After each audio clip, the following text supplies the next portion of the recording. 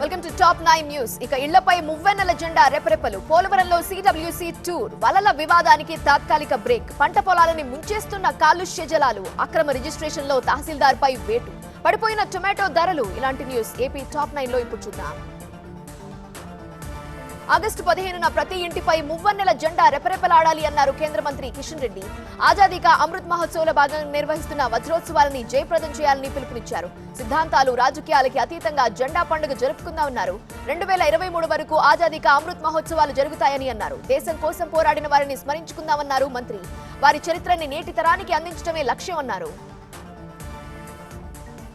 ఏలూరు జిల్లాలోని పోలవరం ప్రాజెక్టులో కేంద్రం నుండి వచ్చిన సిడబ్ల్యూసీ టీమ్స్ పర్యటించాయి. ఈ మధ్య భారీగా వచ్చిన గోదావరి వరదల తర్వాత సిడబ్ల్యూసీ టీమ్స్ ప్రాజెక్టుని పరిశీలిస్తున్నాయి. కయ్యూం మహమ్మద్ నేతృత్వంలో దీపక్ చంద్ర భట్, గౌరవ్ తివారీతో కూడిన 3 సభ్యుల బృందం ప్రాజెక్టుని పరిశీలిస్తోంది. విశాఖలో రింగు వలల వివాదానికి తాత్కాలిక బ్రేక్ పడింది. మత్స్యకారుల మధ్య సయోధ్య కుదిరింది. ఎవరి బోట్లు వారికి ఇచ్చేందుకు పరస్పరం అంగీకారానికి వచ్చారు. పోలీసుల సమక్షంలో రింగు వలల బోట్లని సంప్రదాయ మత్స్యకారులు తిరిగిచ్చేశారు. మరికొన్ని సంప్రదాయ మత్స్యకారుల బోట్లని తిరిగిచ్చేందుకు మెరైన్ పోలీసులు అంగీకరించారు. కోనసీమ జిల్లా అమలాపురంలో కాలుష్య జలాలు పంట పొలాలని నాశనం చేస్తున్నాయి. గుర్తు తెలియని వ్యక్తులు పంట పొలాలకు వెళ్లే కాలువల్లో విష వ్యర్థాలు వేయడంతో నీళ్లు కాలుష్యమయం అవుతున్నాయి. అమలాపురం రూరల్ మండలం నడిపూడి వద్ద కాలువలో కెమికల్ తెట్టు కొట్టుకురావడం ఆందోళన కలిగిస్తోంది. ఈ విషయంలో అధికారులు ఎవరూ పట్టించుకోవటం లేదని రైతులు ఆందోళన వ్యక్తం చేస్తున్నారు. పల్నాడు జిల్లా మాచర్ల మండలం కొత్తపల్లిలో దారుణం జరిగింది. కనిపించిన తండ్రే కొడుకు గోపిని ఇనుపరాడుతో కొట్టి చంపిన ఘటన కలకలం రేపుతోంది.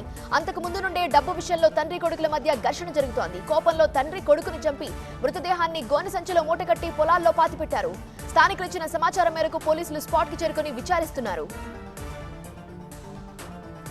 అన్నమయ్య రామాపురం తహసీల్దార్ పై సస్పెన్షన్ వేటు పడింది. 14 ఎకరాల శ్మశానం భూమిని ప్రైవేట్ వ్యక్తికి అక్రమంగా ఆన్లైన్ రిజిస్ట్రేషన్ చేశారు తహసీల్దార్ ఖాజాబీ. స్థానికులు ఇచ్చిన ఫిర్యాదు మేరకు రాయచోటి ఆర్డీఓ ఈ భూభాగోతంపై విచారణ జరిపారు. అక్రమాలు జరిగాయని ఆర్డీఓ ఇచ్చిన రిపోర్టుతో కలెక్టర్ తహసీల్దార్ ను సస్పెన్షన్ చేశారు. టొమాటో ధరలు ఒక్కసారిగా పడిపోయాయి. మొన్నటి వరకు 50 రూపాయలకి పైనే పలికిన కిలో టొమాటో ఇప్పుడు 5 రూపాయలకి పడిపోయింది. కనీసం ఖర్చులు కూడా వచ్చే పరిస్థితి లేదని రైతులు రోడ్లపైనే పంటని పారపోస్తున్నారు. ప్రభుత్వమే టొమాటో రైతుని ఆదుకోవాలని కోరుతున్నారు. అటు మదనపల్లి మార్కెట్ కి వాళ్ళ 1000 మెట్రిక్ టన్నుల వరకు సరుకు వచ్చింది. ఎగుమతులు లేకపోవడంతో భారీగా ధర పడిపోయింది. బాపట్ల జిల్లా అద్దంకి మున్సిపల్ సమావేశం వాడి వేడిగా సాగింది. చర్చ మొదలైన ఆరంభంలోనే టీడీపీ కౌన్సిలర్లు ఎదురుదాడికి దిగారు. వైసీపీకి చెందిన వార్డుల్లోనే పనులు జరుగుతున్నాయని టీడీపీ కౌన్సిలర్లు నిలదీశారు. ఇతర వార్డుల్లో ఎలాంటి పనులు జరగటం లేదని వివక్ష చూపుతున్నారంటూ మండిపడ్డారు. సమావేశంలో గొడవ జరుగుతుండగానే కొందరు సభ్యులు అజెండా పేపర్లను చించి చైర్మన్ పైకి విసిరారు. దీంతో 2 పార్టీల కౌన్సిలర్లు వాగ్వాదానికి దిగారు. టీవీ9 క్యాబ్ సంయుక్తంగా నిర్వహిస్తున్న ఎడ్యుకేషన్ సమ్మిట్ విశాఖ నోవటెల్లో జరుగుతోంది. ఈ సమ్మిట్ ని మంత్రి రవీంద్రనాథ్ ప్రారంభించారు. ప్రతిష్టాత్మకంగా నిర్వహిస్తున్న ఈ సమ్మిట్ లో ప్రముఖ విద్యా సంస్థలు పాల్గొంటున్నాయి. అటు విజయవాడలో టీవీ9 క్యాబ్ ప్రతిష్టాత్మకంగా నిర్వహిస్తున్న ఎడ్యుకేషన్ సమ్మిట్ కు ఇవాళ 2వ రోజు కొనసాగుతోంది. విద్యార్థులు వారి తల్లిదండ్రులు హాజరై నిపుణులతో మాట్లాడి సందేహాలు నివృత్తి చేసుకుంటున్నారు.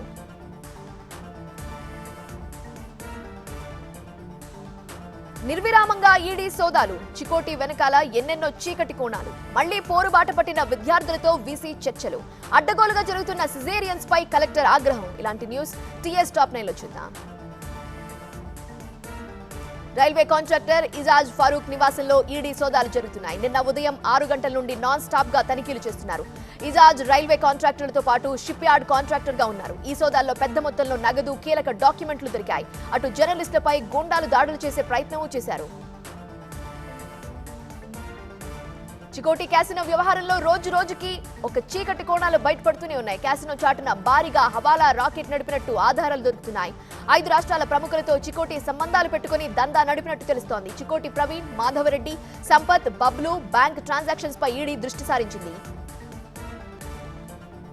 బాసర ఐఐటీలో మళ్లీ విద్యార్థులు పోరుబాట పట్టారు. రాత్రంతా ఎస్ఎస్ మెస్ లో జాగారం చేసి నిరసన కొనసాగించారు. మెస్ టెండర్లకి నోటిఫికేషన్ ఇస్తే సరిపోదని, ఫైనలైజ్ చేసే వరకు ఆందోళన విరమించేది లేదని చెప్తున్నారు.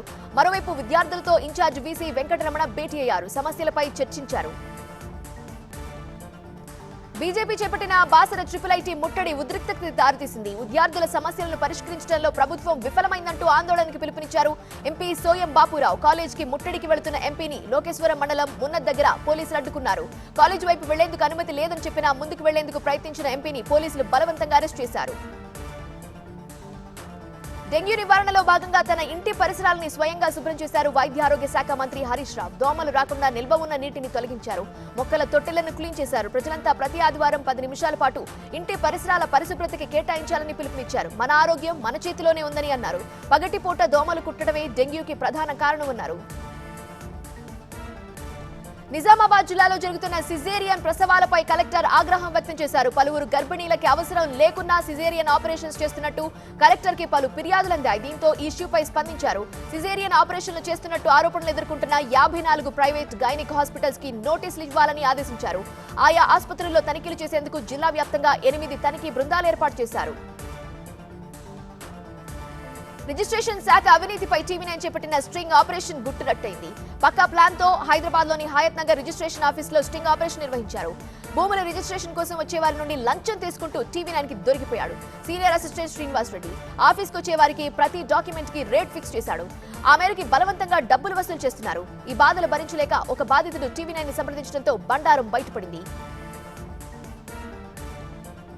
హైదరాబాద్ గచ్చిబౌలిలో ఆత్మహత్య చేసుకున్న వివాహిత సునీత కేసులో కొత్త కోణం బయటపడుతున్నాయి. భర్త అత్తమామల వేధింపులే భరించలేక వివాహిత ఇంట్లో ఫ్యాన్ కి ఉరివేసుకుని చనిపోయినట్టు తెలుస్తోంది. కారు కొనేందుకు 10 లక్షలు తీసుకురావాలని భార్యకి భర్త చిత్రహింసలు పెట్టారని పేరెంట్స్ ఆరోపిస్తున్నారు. ఆత్మహత్యకి ముందు భర్త సునీతని తీవ్రంగా కొట్టినట్టు తెలుస్తోంది. ఈ చిత్రహింసలు భరించలేకే ఆమె చనిపోయిందని పోలీసులకి తెలిపారు ఆమె తల్లిదండ్రులు. భర్త బ్యాంక్ ఆఫ్ బరోడాలో అసిస్టెంట్ మేనేజర్ గా పనిచేస్తున్నాడు. స్వచ్ఛంద సంస్థలు చేస్తున్న సేవలని ప్రభుత్వం ప్రోత్సహిస్తుంది అన్నారు వైద్య ఆరోగ్య శాఖ మంత్రి హరీష్ రావు. సంగారెడ్డి జిల్లాలో పర్యటించిన ఆయన Hare Krishna cultural centre, Radhakrishna temple కి భూమి పూజ చేశారు.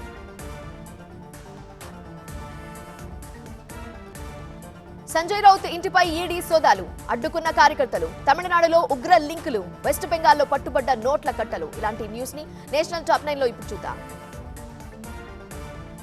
శివసేన ఎంపీ సంజయ్ రౌత్ ఇంటిపై ఈడీ దాడులు చేసింది. 2 సార్లు ఈడీ విచారణకి ఆయన హాజరు కాలేదు. ఈ నెల 27న ఈడీ కార్యాలయానికి రావాలని కోరగా పార్లమెంట్ సమావేశాల నేపథ్యంలో హాజరు కాలేనంటూ చెప్పారు. ఈ నేపథ్యంలో ఇవాళ ఆయన ఇంట్లో ఈడీ తనిఖీలు చేస్తుండటం రాజకీయ ప్రాధాన్యత సంతరించుకుంది. ఈడీ తీరుపై శివసేన ఆగ్రహం వ్యక్తం చేసింది. ప్రజా సమస్యలపై కేంద్రాన్ని నిలదీస్తే ఈడీ దాడులతో భయపెట్టాలని చూస్తోందని మండిపడింది. ముంబైలో ఈడీ దాడులు చేస్తున్న సమయంలో సంజయ్ రౌత్ ఇంటి ముందు శివసేన కార్యకర్తలు ధర్నాకు దిగారు. సోదాలు నిలిపివేయాలంటూ నినాదాలు చేశారు. తమిళనాడులో ఐసిస్ ఉగ్రవాద సంస్థ కదలికలు పెరిగిపోయాయి. ఎన్ఐఏ టీమ్స్ ప్రత్యేకంగా దృష్టి సారించాయి. ముఖ్య నేతలని టార్గెట్ చేసినట్టు తెలుసుకున్న ఎన్ఐఏ టీమ్స్ రాణిపేట జిల్లాలో దాడులు నిర్వహించారు. విద్యార్థి మీర్ అలీని అదుపులోకి తీసుకున్న ఎన్ఐఏ 2 ల్యాప్టాప్స్ ని, సెల్ ఫోన్స్ ని సీజ్ చేశారు. వారంలో 2ని అరెస్ట్ చేశారు అధికారులు. తమిళనాడులోని పలు ప్రాంతాల్లో భారీ వర్షాలు కురుస్తున్నాయి. ఎడతెరిపి లేకుండా కురుస్తున్న వానలకి పలు చోట్ల కాలనీలు నీటిలో మునిగిపోయాయి. మీనాక్షి అమ్మవారి ఆలయంలోకి భారీగా వరద నీరు చేరింది. వైగై నది పరివాహక ప్రాంతాలకి రెడ్ అలర్ట్ జారీ చేశారు అధికారులు. బెంగాల్లో భారీగా హవాలా సొత్తు బయటపడింది. జార్ఖండ్ కి చెందిన 3 కాంగ్రెస్ ఎమ్మెల్యేల నుండి పెద్ద ఎత్తున క్యాష్ ని పోలీసులు స్వాధీనం చేసుకున్నారు. ఇఫ్రాన్ అన్సారీ, జమ్తార్, రాజేష్ కచప్ తో పాటు కిజ్రీ ఎమ్మెల్యే బిక్సల్ల దగ్గర ఈ డబ్బు పట్టుబడింది. ఢిల్లీ పోలీసులు భారీగా దొంగ సొత్తు స్వాధీనం చేసుకున్నారు. ఒకే దొంగ నుండి 10 కోట్ల పైన విలువ చేసే గోల్డ్, క్యాష్, విలువైన వస్తువుల్ని సీజ్ చేశారు. ఢిల్లీలోని పలు ప్రాంతాల్లో వరుసగా ఇళ్లలో దొంగతనాలు చేస్తున్నాడు మోహన్ కుమార్ అనే బాలుడు. ఫిర్యాదులు రావడంతో సీసీ కెమెరాలను చెక్ చేసి పట్టుకున్నారు. Ajith Kumar busy cinema schedule ఉన్నప్పటికీ రేసింగ్ షూటింగ్లపై ఆసక్తి చూపుతున్నారు. అందులో భాగంగానే ట్రిచి రైఫిల్ క్లబ్ లో జరుగుతున్న తమిళనాడు రైఫిల్ షూటింగ్ లో ఛాంపియన్షిప్ లో పాల్గొన్నారు అజిత్. రైఫిల్ ఛాంపియన్షిప్ లో 10 మీటర్లు, 25 మీటర్లు, 50 మీటర్ల పిస్టల్ షూటింగ్ ఈవెంట్లతో సహా వరుస ఈవెంట్లో పాల్గొన్నారు. అజిత్ కుమార్ 4 బంగారు పతకాలు, 2 కాంస్య పతకాలు సాధించారు. కామన్వెల్త్ క్రీడల్లో వెయిట్ లిఫ్టింగ్ లో గోల్డ్ పతకం తెచ్చిన మీరాబాయి చాను సొంతూరులో సంబరాలు జరుగుతున్నాయి. గిరిజన ఆచారంలో నృత్యాలు చేస్తూ గ్రామస్తులు ఆనందాన్ని పంచుకుంటున్నారు.